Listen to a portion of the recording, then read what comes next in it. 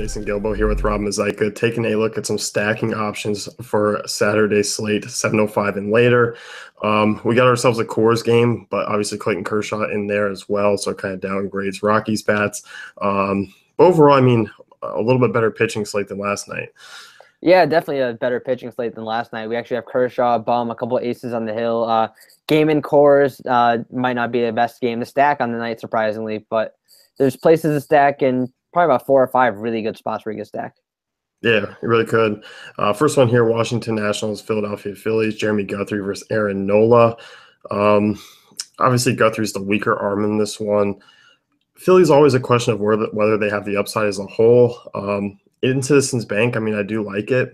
I think they are a stackable option. I think they are too. Guthrie hasn't pitched in the majors since 2015, and even then, he had a 405 WOBA against lefties and a 339 WOBA against righties. So really, you can go either hand in this matchup. Pretty much look towards the top 6 guys in the order: Cesar Hernandez, Odubel Herrera, Mike Alfranco, Michael Saunders, Tommy Joseph. They all have home run upside, and small ballpark is a good spot. Yeah, it is. And on the other side, I mean, I like Aaron Nola. I think he's a reasonable pitcher. I mean, when healthy, we saw this guy be really solid last year. As far as the Nationals guys, I don't like paying up as far as the prices on a full slate like this. I don't think they're really stackable options. I don't think so either. The only thing to keep an eye on is supposedly supposed to be windy, the wind blowing out. So it's just something to look at and maybe go with the lefties of the Nationals, but the numbers really don't back it up too well. No. Braves and Pirates, next one here. This one, I mean, was basically a snowing game earlier Friday afternoon. Chad Kuhl, R.A. Dickey, in this ballpark at this point of the season, with these two offenses, there's no real upside here. No, you really can't stack either team. It's going to be cold. It's a big ballpark. Pretty much for the entire month of April, it's going to be low-scoring games at PNC Park, and I'm pretty much just going to stay away other than maybe like a one-off from either team. Yeah. Marlins and Mets, next one, Adam Conley versus Robert Selman. These two arms, I mean, in this ballpark, once again, I'm not particularly thrilled with stacking options here. No, same thing with the Pirates game. It's going to be cold up there, big ballpark, and 2 solid pitching options as well. We have Adam Conley, a lefty, against a Mets team that does struggle against lefties a little bit, and then Robert Selman, who's an up-and-coming, one of those big 5 arms that the Mets have. I think he does a good job against this Marlins team tonight. Yeah, me too. Cubs and Brewers, Tommy Malone versus Kyle Hendricks. No thanks to the Brewers, but you do look at the Cubs here. There are some options. And this one, I feel like you might be able to get a little bit weird depending on what Joe Madden does with that lineup. Yeah, you definitely can. Joe Madden does some weird stuff with his lineups on the weekends. He does weird stuff in general anytime. But Tommy Malone pitching for the Brewers tonight in a small ballpark, Miller Park. He had a 362 WOBA against righties last year and 357 against lefties. So he's bad against both hands. You can really stack anyone 1 through 8 or 1 through 9, excluding the pitcher on the Cubs tonight in this matchup. Yeah, you really could. You look at Malone, 364 WOBA allowed to righties last year, 1.78 home runs per 9 in Miller Park there. So I'm expecting the Cubs to score a lot more runs than they did last night. Yeah, maybe Brian gets his first hit. Yeah, that'd be nice. So.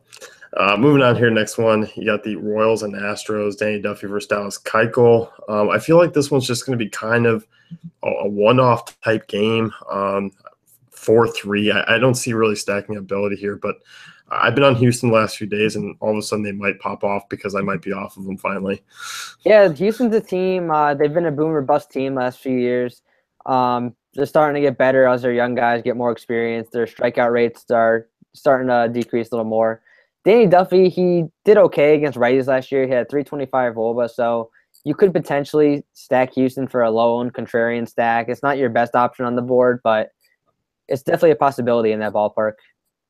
Yeah, it is. I mean, obviously you look at Duffy, average WOBA, I mean, home runs were an issue. I definitely could see some one-off power from guys like, Springer, who hits lefties fairly well, Correa, Altuve as well. Bregman's probably the only guy that I'd be off of.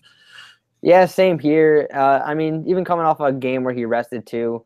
And Gurriel, he's been terrible lately. I think he only has 2 hits so far on the year, maybe just 1. But 1 through 5 is really who I'm looking towards as a stack if I go there. It's going to be really low-owned and contrarian, though. Yeah. Oakland and Texas, next one here, Kendall Graveman versus Yu Darvish. I mean, Texas was the big winning stack last night. Nomar Mazar absolutely went off. I think you can go back here. I mean, I stacks, I mean, 2 nights in a row. I mean, the odds that they put up 10 plus runs again, obviously very slim, but it is a decent spot in a good ballpark. It is still one of the better price stacks. Yeah, this Texas offense is going to be one of the highest scoring offenses in the league this year. Graveman's not a bad pitcher by any means. He's basically just league average all around. Even strikeout rates league average. Texas, though, coming off their big game last night, great ballpark. It's going to be hot there. We got guys like Shin-Soo Choo, Nomar Mazar, and Rougned Odor hitting the crap out of the ball. All three lefties there, and you could even round the stack out with Lucroy, Napoli, or Gomez. Just a bunch of guys who could use. Yeah, I mean, really, I'm on board there. Kendall Graveman, fairly average against both sides of the plate. On the Oakland side, I do like this offense. They are going to be a sneaky stack at times.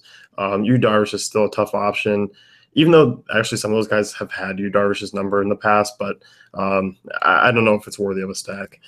I don't know either. I don't typically like stacking against Yu Darvish, and the slate really isn't one where you need to go there either. No. Coors game now, John Gray, Clayton Kershaw, Rockies, no thank you. On the Dodgers side, they are an interesting stack, also expensive, but I don't think it's a necessary stack to go with tonight. I don't think so either. John Gray, he pitches pretty well at home. He actually pitches better at Coors than he does anywhere else in the league, and he's coming off a game where he got blown up. This game's probably going to be one of the higher popular games of the nights for stacking Dodgers, just because it's a Coors game. And Kershaw, I really don't want to stack against him, not even in Coors. No, I don't either. And I think with the pitching, I mean, you can use Kershaw, you can use Bumgarner. A matter of fitting Dodgers bats in with them. There isn't enough cheap pitching for me to kind of go that route. No, I think I'm paying up for pitching tonight as well. Mixing in a couple of these Dodgers bats if I can, but that's about it. Yeah. Giants and Padres. You look at Madison Bumgarner, Ulyss Chacin. Chacin's a guy you can stack against, and you can stack against throughout the rest of the season as long as he's in the majors in the rotation. And you look at Petco, I mean, pretty friendly for lefty power. So, I mean, guys like, Brendan Crawford, Brendan Belt, I'm certainly okay with, and kind of plugging in guys like Hunter Pence and Buster Posey as well. Yeah, Brendan Belt, one of the hottest players in the league right now. Hit a grand slam and another home run last night, yesterday afternoon, just crushing the ball. Chachin, he got destroyed by the Dodgers on opening day. It was pretty bad. The Giants, they really aren't a team that has a bunch of power hitters, but they have a bunch of guys who are going to string together hits, which is what you want in a stack. So I'm looking towards pretty much the 2 through 5, maybe 2 through 6 stack with Belt through Nunez. Yeah, I mean, it's cheaper too, which is kind of what nice about it. I mean, you get a good points per dollar return. You look at Chacin, I mean, against lefties last year, 3.36 WOBA allowed, 1.32 home runs per 9. He was also average against righties, 3.24 WOBA allowed. So, I mean, you can get a decent matchup here. Yeah, you can. And then we actually skipped the game, the Cleveland Indians and Arizona Diamondbacks game. Oh, yeah. You know what? Late night here. We're slipping. Cleveland and Arizona, though. Trevor Bauer, Zach Greinke, stackable really on both sides here. Yeah, it is. Trevor Bauer, he's been prone to blow up. He's got a slight reverse split. He's had a 2.99 WOBA against lefties and a 3.20 WOBA against righties last year. But in this ballpark, you could really stack either team.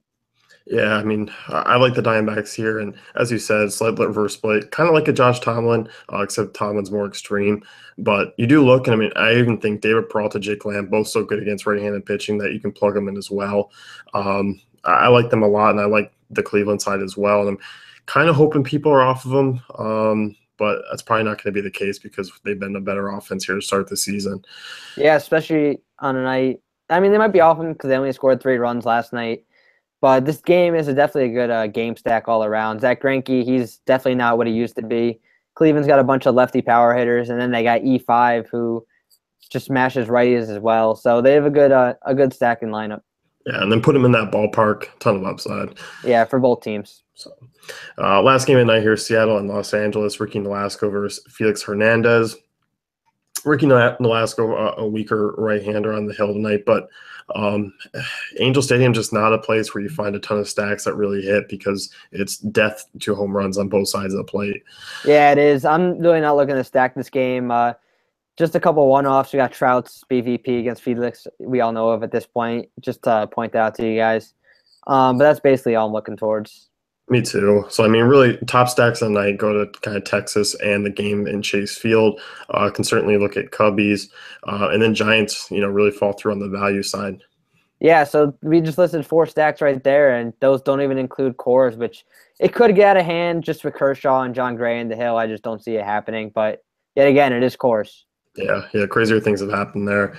So that's going to wrap things up. You can head over to DaveFantasyCafe.com and check out our great tools and content. Yeah, good luck, everyone.